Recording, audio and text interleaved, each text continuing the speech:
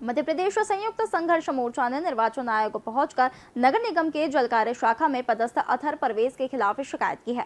मोर्चा के अध्यक्ष शमशुल हसन ने कहा कि अतहर नगर निगम में शासकीय कर्मचारी है और वह कांग्रेस विधायक आरिफ मसूद के लिए राजनीतिक प्रचार और उनका पीए बनकर काम कर रहे हैं। उनका कहना है कि वह सारी सुविधाएं सरकार से ले रहे हैं, ये नियम के विरुद्ध है। कोई भी सरकारी कर्मचारी किसी भी पार्टी का प्रचार और राजनीतिक गतिविधियों में शामिल नहीं हो सकता। हसन ने अतहर परवेज पर एफआईआर दर्ज करने के लिए तब तक जो भी वेतन है वो लिया है उसे वापस लेने की मांग की गई है। हसन ने कहा कि कांग्रेस विधायक को यदि कोई सुविधा के लिए कर्मचारी दिया गया है तो वह उससे केवल शासकीय काम करवा सकता है, न कि कोई भी प्रचार प्रसार। शासकीय कर्मचारी अगर डिप्यूटेशन पे भी अगर कहीं जाता है तो उसके एक नियम होते हैं कि वो ऑफिशियल आचार संहिता में ऑफिशियली काम करेगा, ऑफिस का ही काम करेगा अगर डिप्यूटेशन पे है तो। लेकिन एक व्यक्ति 2030 में जिसका रिटायरमेंट है वो माइक लेके प्रत्याशी का प्रसार करता है तो वो एक दंडनीय है, इनके आम अपराध है। ऐसे व्यक्ति का निष्कासन करना और लगभग 15 साल से एक ही जगह वो विधायक के प्रतिनिधि बने हुए हैं, उनके पीए बने हुए हैं। तो मैं चाहता हूं कि निष्पक्ष जांच कराकर और उसके खिलाफ रिकवरी होना चाहिए।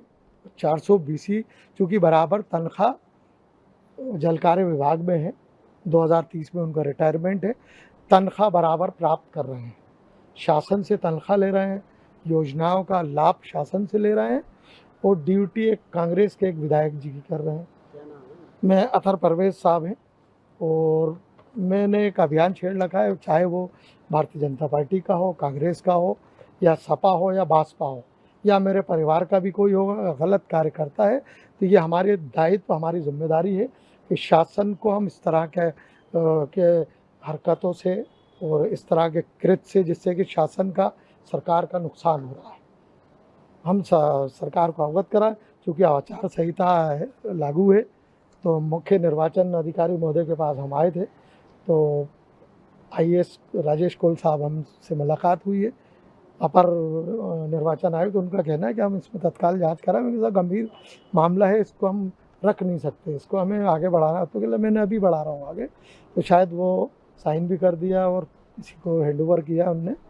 हम चाहते हैं कि ऐसे लोगों पे 420, 419, 467, 468 के आरोपी है। चूँकि साइन करके तनख्वाह प्राप्त करना अपने आप में ये साबित करता है कि शासकीय सरकार के साथ धोखा है। ऐसे लोगों को गिरफ्तार करना चाहिए। आज हम निर्वाचन आयोग आए, एक शासकीय कर्मचारी हैं जो सालों से सरकार से तनख्वाह ले रहे हैं। वो काम एक विधायक का कर रहे हैं, प्रचार करना, विधायक ही में पाए जाते हैं, साइन करके सरकार से तनख्वाह लेना और काम कहीं और करना, किसी के पीए बनना। ये एक 420 का काम, एक बहुत बड़ा अपराध है। उनके ऊपर जांच होना चाहिए कि ये कई सालों से क्यों कर रहे हैं। पिछले 10 साल से तो मैंने खुद उनको विधायक किया देखा है। मध्य प्रदेश में गर्मी का कहर जारी है।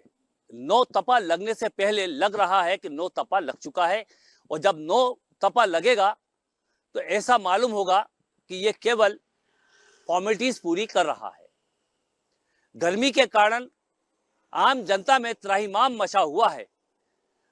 पक्षी परिंदे पेड़ों से गिर रहे हैं, सूरज आग उगल रहा है। तो लगने लगा है कि भोपाल ही नहीं पूरे मध्य प्रदेश अब लू की चपेट में आ गया है।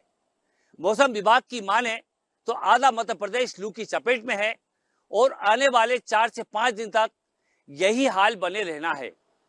देखना यह होगा कि 9 तपे में मौसम की क्या स्थिति और बनती है। तो जिस तरह से मौसम विभाग ने अलर्ट जारी किया है तो साफ तौर पर जाहिर है कि अब लोगों को बड़ी होशियारी के साथ रहना यहाँ पड़ेगा और साथ ही सिर ढककर, मुंह ढककर, पानी पीकर, भरपेट खाना खाकर यहाँ चलने पर मजबूर होना पड़ेगा। वहीं डॉक्टर्स का भी कहना है कि यदि खाली पेट रहते हैं तो लू की चपेट में आ सकते हैं। इसलिए पेट भरा होना चाहिए, पानी पी के चलें, हाथ पैर मुंह ढककर चले, परिंदों और जानवरों के लिए पानी की व्यवस्था करें ताकि वो भी प्यासे न मरे। अब मौसम विभाग लगातार इस तरह का अलर्ट जारी कर रहा है। कैमरामैन हेमंत यादव के साथ आबिद मुमताज, एशियन भारत भोपाल।